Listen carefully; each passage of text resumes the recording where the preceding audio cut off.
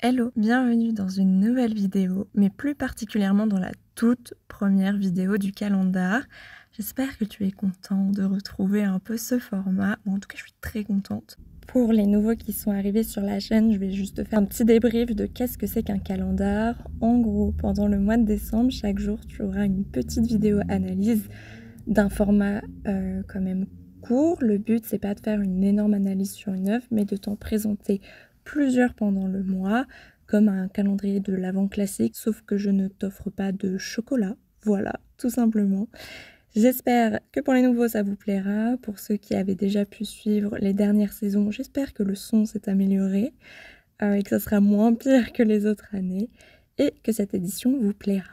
Et bien évidemment, dans ce calendar, il y aura les divers indices pour trouver la formule magique qui te fera potentiellement gagner un cadeau à la fin de la saison. Si tu ne sais pas de quoi je parle, va voir l'intro de la vidéo sur le cerf blessé de Frida Kahlo où tout est expliqué. Aujourd'hui, on va commencer avec une œuvre de Romaine Brooks qui s'appelle Au bord de la mer et qui date de 1912. La toile représente Brooks, enveloppée par un manteau gris. Elle est au bord de la mer, comme le titre l'indique en fait. Il y a un grand travail sur les gris, comme tu peux le voir avec le ciel, les vêtements et la carnation de Brooks. C'est une artiste états-unienne qui vient d'une famille très aisée, mais malheureusement, son père va abandonner la famille à la naissance de Brooks. Et sa mère est mentalement malade et elle est extrêmement abusive envers sa fille, qu'elle déteste en fait. Je vais un peu passer son enfance, mais pour te résumer, elle est assez catastrophique et assez triste aussi. À 21 ans, elle va enfin réussir à couper les ponts, mais c'est seulement à 28 ans, lorsque sa mère décède, qu'elle va découvrir qu'elle était l'héritière de ses grands-parents et que par conséquent, en fait, elle devient une des femmes les plus riches d'Europe, alors qu'avant ça, elle vivait dans la pauvreté et qu'elle galérait comme pas possible. Forcément, pour sa création, elle sera plus à l'aise et elle pourra créer sans la pression du marché. Pendant un temps, elle va se marier à un certain John Brooks, c'est là d'où vient son nom, je vais t'expliquer après pourquoi, qui est en fait un pianiste gay. Pour les deux qui étaient homosexuels, c'était une bonne idée. Brooks se dit qu'elle pourra avoir le statut de femme respectable et être libre dorénavant de faire ce qu'elle a envie. Cependant, son mari pensait qu'elle pourrait jouer le rôle un petit peu de la femme mariée cliché pour lui et qu'il s'installerait à Londres. Évidemment, c'était pas du tout ce que voulait Brooks, donc le divorce va arriver, mais elle va garder justement son nom parce qu'elle le préfère à son nom de naissance. Dans son œuvre, elle utilise toujours une palette restreinte de blanc, noir et d'une déclinaison de gris très importante. Il lui arrive aussi d'ajouter du rouge de temps en temps. Et ce qui est assez intéressant, c'est qu'à l'époque, c'est pas forcément les palettes les plus utilisées dans des peintures. Par exemple, elle va détester des styles comme le fauvisme qui utilise vraiment beaucoup trop de couleurs pour elle.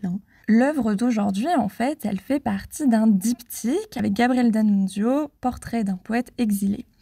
L'homme ici est un poète qui sera la seule histoire hétérosexuelle de Brooks. À cette époque, ce cher Annunzio est poursuivi par les créanciers et ses maîtresses. Brooks va alors lui proposer de se réfugier dans une villa à Arcachon parce que Brooks habite principalement à Paris depuis un certain temps. Et donc en se réfugiant à Arcachon, c'est ici qu'elle va peindre les deux tableaux. Il faut savoir du coup que son compagnon, il est exilé d'Italie à cause de sa vie qui est extrêmement sulfureuse et oisive et que ça a créé pas mal de scandales. Par cet exil, il va vraiment se présenter comme un poète maudit, obligé de quitter son pays. Et dans ce diptyque, les deux personnages vont être dépeints comme des héros romantiques. Et c'est vrai que ça peut peut-être te rappeler des personnages d'un certain David Friedrich. Mais surtout, ce qu'on voit aussi, c'est ce fameux stéréotype du dandy. Que ce soit pour l'homme, mais surtout pour la femme, qui elle n'est pas du tout apprêtée dans une petite robe, toute bien coiffée, etc. Ils sont apprêtés à la manière d'un dandy, ils sont mélancoliques, dos à la mer, en pleine réflexion, et ils sont surtout dans une solitude assez importante. Malheureusement, leur histoire va être assez catastrophique et elle va pas durer puisque Annunzio multiplie les amantes et leur fait croire à chaque fois qu'elles sont l'amour de sa vie, qu'elles sont extraordinaires, etc., etc. Dans le langage courant, on appelle ça un charreau, pour faire simple, hein, on va pas se le cacher. Et pour finir, pour Brooks, si elle t'intéresse, il faut savoir qu'elle est aussi considérée comme une peintre qui a permis de montrer un point de vue lesbien sur les femmes. Et je t'invite à aller voir la vidéo de Margot Brugin sur Instagram, qui a fait une biographie de Brooks qui est très intéressante pour notamment connaître la suite de sa vie. Et petit spoiler, la fin de sa vie est vraiment pas terrible et assez catastrophique et problématique. Donc je te laisserai aller voir ça.